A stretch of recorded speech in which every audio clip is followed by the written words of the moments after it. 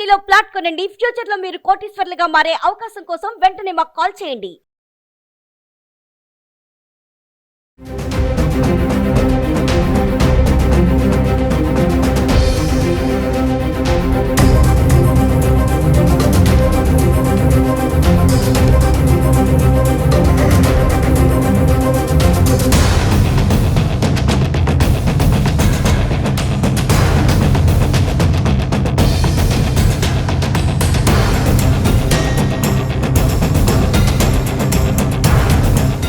జంగారెడ్డిగూడెంలో మనకి జరిగిన సంఘటన ప్రస్తుతం చూస్తుంటే మనకి సమాజంలో ఒక తీరు తెన్ను ఒక పద్ధతి లేకుండా పోయాయి.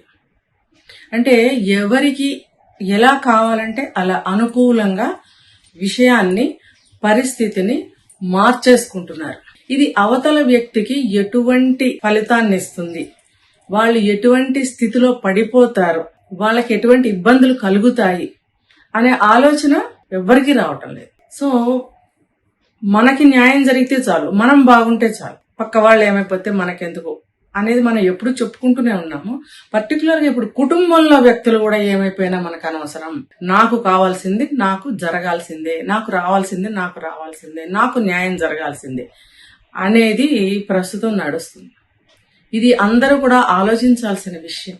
మన కుటుంబం ఎటుపోతుంది, మన కుటుంబం యొక్క బంధం ఏమైపోతుంది. ఒకటి ఏదైనా ఒక విషయం ఉంది, గుడ్ ఆర్ బ్యాడ్, ఏదైనా సరే, ఒక శుభకార్యం అశుభకార్యం ఏదైనా సరే అందరం కూర్చుని మాట్లాడుకుని కదా మనం చేసుకుంటాం ఏ కార్యాన్నైనా. మరి అలాంటప్పుడు ఒక సమస్య వచ్చినప్పుడు ఎందుకు కూర్చుని మాట్లాడుకోవట్లేదు మనం? ఇది ఎవరైనా ఆలోచిస్తున్నారా? ఇప్పుడు జంగారెడ్డిగూడెంలో జరిగిన విషయం తీసుకుంటే ఆ ఇంటి కోడలు ఒక విషయం చెప్తుంది, ఆమె భర్త అంటే వాళ్ళ కొడుకు ఒక విషయం చెప్తున్నాడు, ఒక స్టేట్మెంట్ ఇస్తున్నాడు. ఇకపోతే ఆ అమ్మాయి అత్తామామలు ఇంకో రకమైన స్టేట్మెంట్ ఇస్తున్నారు. ఇప్పుడు చూసే వాళ్ళకి మతులు పోవాల్సిందే కదా. ఇందులో ఏది నిజం? ఎవరు వెళ్ళి చూశారు? ప్రతిరోజు ఎవరైనా చూశారా? ఎవరికైనా తెలుసా? ఒకవేళ ఆ చుట్టుపక్కల వాళ్ళు కానీ, వాళ్ళ దగ్గర బంధువులు కానీ, వాళ్ళ తల్లిదండ్రులు కానీ వీళ్ళకి తెలిసి ఉంటుంది. తెలిసినప్పుడు మరి వాళ్ళు వచ్చి అది కాదండి ఇది జరిగిందని చెప్పగలగాలి. కానీ సాధారణంగా ఈ అమ్మాయికి అనుకూలంగా ఉన్న వ్యక్తులు ఎవరైనా సరే, తల్లిదండ్రులు కానీ, సిబ్లింగ్స్ కానీ, ఇరుగు పొరుగు వాళ్ళు కానీ, ఫ్రెండ్స్ కానీ ఎవరైనా సరే ఆ అమ్మాయికే సపోర్ట్ ఇస్తారు. మరి యువతల అబ్బాయి వాళ్ళకి అనుకూలంగా ఉన్న వాళ్ళు ఈ అబ్బాయికి సపోర్ట్ ఇస్తారు. రెండు వాదనలు కదా, రెండు వాదనలో ఏది కరెక్ట్? ఈ రెండు వాదనలకి మధ్యలో ఒక సూక్ష్మమైనటువంటి విషయం ఉంటుంది, దట్ ఈస్ ద జడ్జిమెంట్. ఇప్పుడు మనకి ఇన్వెస్టిగేషన్ అనేది జరగాలి, ఎంక్వైరీ జరగాలి. ఈ ఎవరు చెప్పింది కూడా మనకి సాక్ష్యం కాదు. అసలు సాక్ష్యం ఏంటి, అది ప్రత్యక్షంగా ఎవరైనా చూశారు. ఇప్పుడు ఈ అమ్మాయిని విషయం ఏంటో అందరికీ తెలిసిందే. నేను అందుకనే ఉపోద్ఘాతం అదంతా చెప్పకుండా డైరెక్ట్ మాట్లాడుతున్నాను. ఇప్పుడు ఈ అమ్మాయిని బంధించారు 10 రోజుల నుంచి, 13 రోజుల నుంచి. At the same day, from that day అతను హస్బెండ్ ఎవరైతే ఉన్నాడో అతను గాయబ్, పరార్ అని ఏదైనా అనుకోవచ్చు, వెళ్ళిపోయాడు.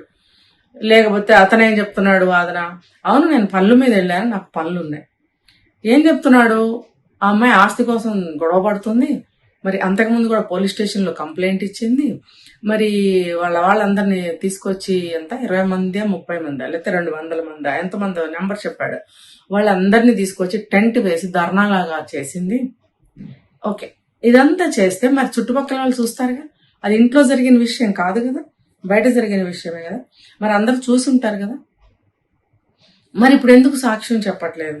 అవునండి అలాంటిది జరిగింది, ఇది ఆస్తి దగ్గర గొడవే అని వాళ్ళు చెప్పాలి కదా. సో మనకి ఎంక్వైరీలో తేలాల్సింది ఉంది. ఈ లోపల 10 రోజుల నుంచి బంధించి ఉంచారు. బావగారితో పిల్లల్ని కనమంటుంది, మామగారికి కోరికలు తెచ్చమంటుంది. ఎవరు? ఆ అమ్మాయి అత్తగారు, తోటి కోడలు. మరి ఇది మనం ఆలోచించాల్సిన విషయం ఏంటంటే, బావగారికి పిల్లలు లేకపోతే ఏదైనా మెడికల్గా వెళ్ళాలి, ఇంకోటి ఏదైనా చూసుకోవాలి. తోటి కోడల్ని పిల్లల్ని కనమంటాం అనేది చాలా విచిత్రంగా ఉంది. అంటే ఎప్పుడో వన్స్ అపాన్ ఎ టైం ఒక జమానాలో కొన్ని ఏరియాల్లో అలా జరిగి ఉన్నాయి చరిత్రల్లో. కానీ అది వేరు, అది చరిత్ర. అది వేరు. ఇప్పుడున్న పరిస్థితుల్లో సమాజంలో దాన్ని మనము చాలా బ్యాడ్గా తీసుకుంటాం అటువంటి విషయాలు.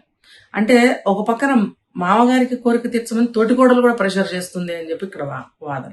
అంటే ఈ అమ్మాయి పరిస్థితిని బట్టి మనం ఆలోచించాల్సిందే. మరి వ్యభిచారం చేయమంటున్నారా? అంటే ఒక మధ్యలో ఒక చిన్న క్లాజ్ ఏంటంటే వంశానికి ఒక బిడ్డని ఇవ్వు, ఒకవేళ పుట్టకపోతే అది వ్యభిచారమే కదా. అంటే ఇప్పుడు ప్రస్తుతం ఉన్న రోజుల్లో పరిస్థితుల్లో అందరూ ప్రతిదాన్ని టేక్ ఇట్ ఈజీగా తీసుకుంటున్నారు కదా. ఇప్పుడు ఇది కుటుంబానికి సంబంధించిన విషయం కదా, టేక్ ఇట్ ఈజీగా తీసుకో అనేమన్నా వాదించారా? అదే నిజమైతే ఈ అమ్మాయి ఎన్ని రోజుల నుంచి టార్చర్ ఉంది? పెళ్ళే 2 ఏళ్ళైంది, ఒక 1.5 year బాబున్నాడు, తర్వాత టార్చర్ మొదలైంది అని అనుకున్నప్పుడు డే 1 లేకపోతే ఒక 2-3 months జరిగిన తర్వాత అయినా సరే తను బయటకు వచ్చి చెప్పాలి కదా. ఇప్పుడు ఈమె 10 రోజుల నుంచి 13 రోజుల నుంచి బంధించారు అని అన్నప్పుడు ఏవో ఆమెకి సంబంధించిన యుటిలిటీస్ అన్ని కూడా తీసేశారు అని చెప్పింది. అంటే ఈమె మధ్యలో వచ్చి ఎలాగో బయటకు సమాచారాన్ని అందించింది అని అన్నప్పుడు ఈమెకి కమ్యూనికేషన్ ఎలా దొరికింది? ఇన్ని రోజులు లేని కమ్యూనికేషన్, 10 రోజుల్లో ఆమెకు దొరకని కమ్యూనికేషన్ ఇప్పుడు దొరికింది, చెప్పింది. ఓకే, అందరూ వచ్చారు, ఆ పోలీసుల్ని పిలిచారు, ఎలాగైనా సరే బయటపడింది, బాగుంది. ఆ అమ్మాయి స్థితి కూడా చాలా దారుణంగా ఉంది. నేల మీద పక్క బట్టలు వేసుకొని అక్కడే కూర్చొని, మరి వాటర్ కూడా ఇవ్వలేదు తాగడానికి. పుట్టిన బాబును కూడా ఈమె దగ్గర ఉంచకుండా ఏదో ఆ రోజులో 1-2 సార్లు ఇట్లా చూపించి మళ్ళీ బయటకు తీసుకెళ్లిపోతున్నారు అని ఆమె చెప్తుంది. ఇప్పుడు ఇదే నిజమైతే వాళ్ళ అంత దారుణానికి ఎందుకు ఒడిగట్టారు? ఇప్పుడు ఆ అమ్మాయి చెప్పిన విషయాలన్నీ కరెక్ట్ అయితే వాళ్ళు చేసింది 100% తప్పు.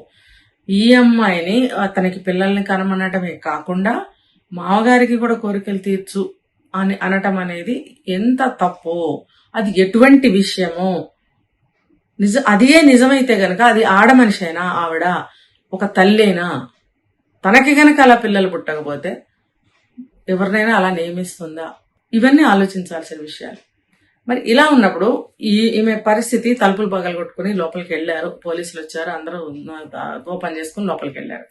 వెళ్ళినప్పుడు నిజంగానే ఆమె పరిస్థితి చాలా ఎలా అంటే ఒక రోడ్డు వైపు ఉంటారు కదా బికార్లు, అలా ఆమె ఉన్న పరిస్థితి. కిందంతా పక్క బట్టలు, అక్కడ ఒక నీళ్ళ డబ్బా, అక్కడ ఒక నీళ్ళ బింది. మరి ఏంటి ఇదంతా? వాటర్ ఇవ్వలేదు, భోజనం లేదు, అసలు ఏంటి ఈ అమ్మాయికి ఎలా గడిచింది ఇన్ని రోజులు? భర్త అంటాడు ఆమె వండుకుని తింటుందండి లోపల, కావాలంటే చూడండి. మరి ఆమె యుటిలిటీస్ అన్ని తీసేశారు కదా మీరు, ఎలా ఆమె వండుకుని తింటుంది? వాటర్ కూడా ఇవ్వలేదని ఆమె చెప్తుంది కదా అంటే అదేం కాదు, ఆమె ఇలా ఆస్తి గొడవలు పెడుతుంది కాబట్టి మేము బయటకు వెళ్ళిపోదాం అనుకున్నాం. మరి ఈ అమ్మాయి ఇంతంత ధర్నాలు చేసి పోలీస్ స్టేషన్ లో కంప్లైంట్ ఇచ్చినప్పుడు ఇప్పుడు ఆ అమ్మాయిని మీరు తీసుకెళ్లి సజావుగా కాపురం చేయటం మీకు ఇష్టమే అంటే నాకు ఇష్టమే అంటున్నాడు. సో నేను ఆ క్రమంలో సామాన్లు తీసుకెళ్లటం జరిగింది, కానీ కొన్ని సామాన్లు ఆమె దగ్గర ఉన్నాయి, ఏవైతే ఉన్నాయో అవన్నీ ఉన్నాయి. కొన్ని స్పెషల్ వస్తువులు, మంచాలని, బీరువాలని, అలాంటివి ఏవో పెద్ద సామాన్లు లాంటివి నేను షిఫ్ట్ చేస్తున్నాను, నేను ఆ పనిలో ఉన్నాను.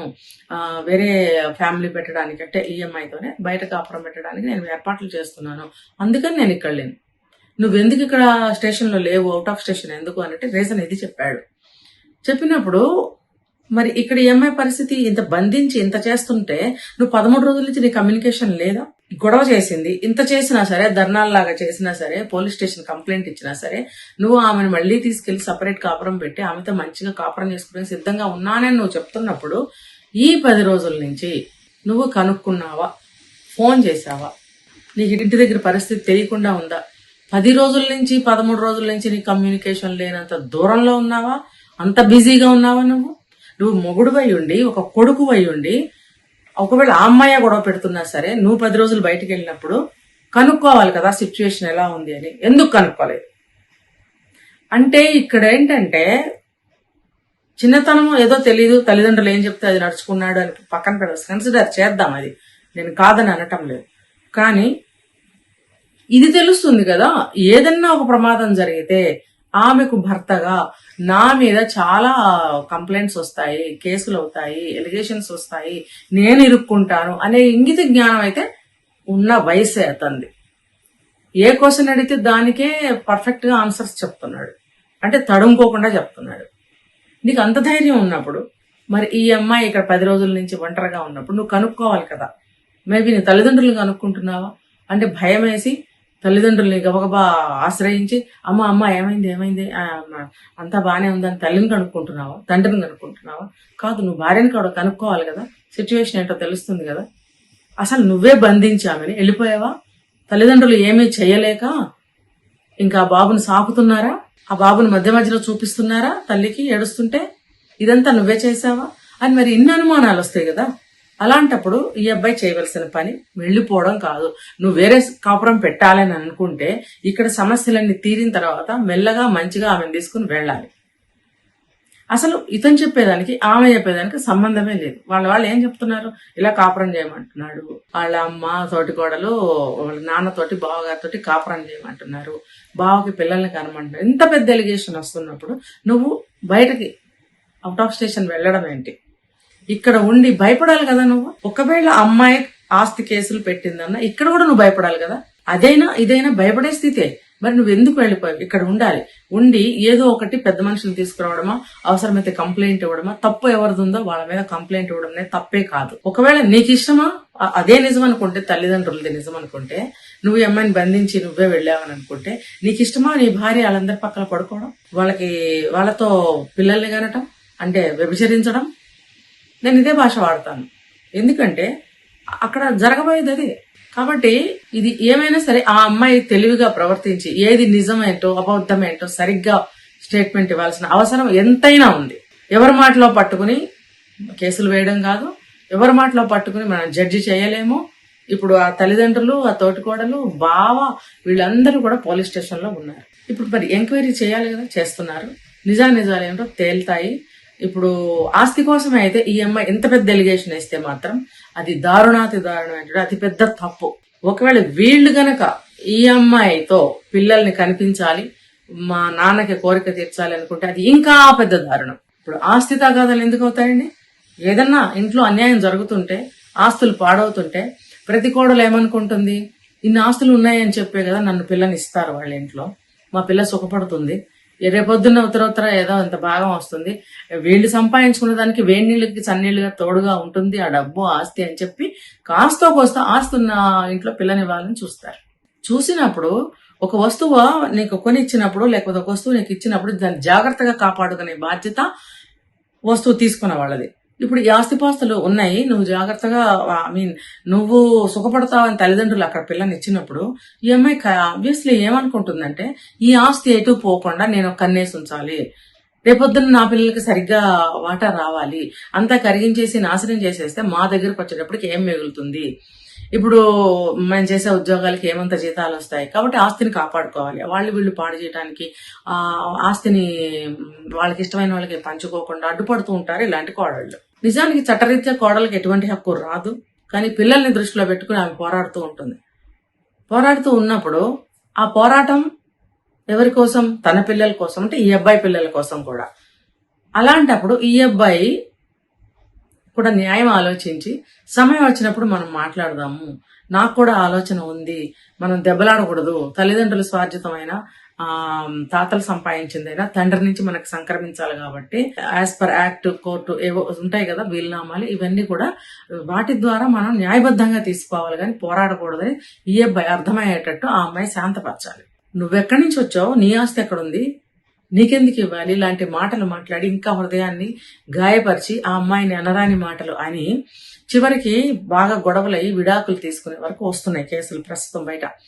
ఇలా వస్తున్నప్పుడు ఆ అమ్మాయి మీద ఎటువంటి ఎలిగేషన్ వేయాలి అని అంటే వాళ్ళకి కావాల్సినట్టు వాళ్ళు వేస్తారు. ఇప్పుడు ఈఎంఐ కూడా, ఈఎంఐ అంటే ఈఎంఐ కాదు, ఇలాంటి పరిస్థితిలో ఉన్న ఏ కోడలైనా సరే ఎలా వీళ్ళని ఎదికించాలి, ఎంత బాధ పెట్టారు కదా అని చెప్పి ఈఎంఐ కూడా ఇలాంటి ఆలోచన చేయడానికి అవకాశం ఉంది. ఏదేమైనా సరే ఇది ఎంక్వైరీ తేలాలి, ఏది నిజమో ఏది అబద్ధం అనేది మనకి తేలాలి. ఇప్పుడు వాళ్ళ అమ్మా నాన్న వాళ్ళు కూడా అమ్మాయితో పాటు రూమ్ లోనే ఉన్నారని చెప్తున్నాడు అబ్బాయి. ఇప్పుడు మనం చూసాం, ఒక వీడియో చూసాం, పోలీసులు వాళ్ళు వచ్చి తలుపులు ఓపెన్ చేసి లోపలికి వెళ్ళినప్పుడు నాకు కనపడిన scene white and blue combination cotton sari ఒక ఆవిడ కట్టుకొని అక్కడ మనకి కనపడ్డారు ఈ అమ్మాయితో పాటు. అంటే వీళ్ళతో పాటు వెళ్ళిన వ్యక్తి ఆవిడ, ఆల్రెడీ ఉన్న ఆవిడ, అది తెలియటం లేదు. సో ఈ విషయాలన్నీ బయటకు రావాలి, వచ్చినప్పుడు నిజమేంటనేది తెలుస్తుంది. ఒకవేళ ఆవిడే ఆ అమ్మాయి అమ్మగారా, మొహం అయితే మనకు కనిపించలేదు, సో ఆవిడ వీళ్ళని చూసి అక్కడి నుంచి ఇక్కడికి వస్తూ మనకి వీడియో కనపడింది. ఇటు నుంచి లోపలికి వెళ్ళాలి కదా, కానీ ఆవిడ అటు నుంచి ఇటు వస్తూ మనకి వీడియోలో కనిపించారు. అంటే ఆల్రెడీ అమ్మాయితో పాటు ఉన్న వ్యక్తి ఆవిడ ఎవరు? ఆవిడ నిజంగా వాళ్ళ అమ్మగారు ఆల్రెడీ రూమ్ లో ఉన్నట్టయితే ఈ అబ్బాయి చెప్పింది కరెక్ట్ అనుకోవాలి మనం. ఎవరైతే ఆ అమ్మాయి హస్బెండ్ చెప్పిన స్టేట్మెంట్ కరెక్ట్ అనుకోవాలి మనం. సో ఏదైనా సరే ఒక సమస్య ఉన్నప్పుడు జెన్యున్ గా పోరాడండి అని నేను చెప్తున్నాను.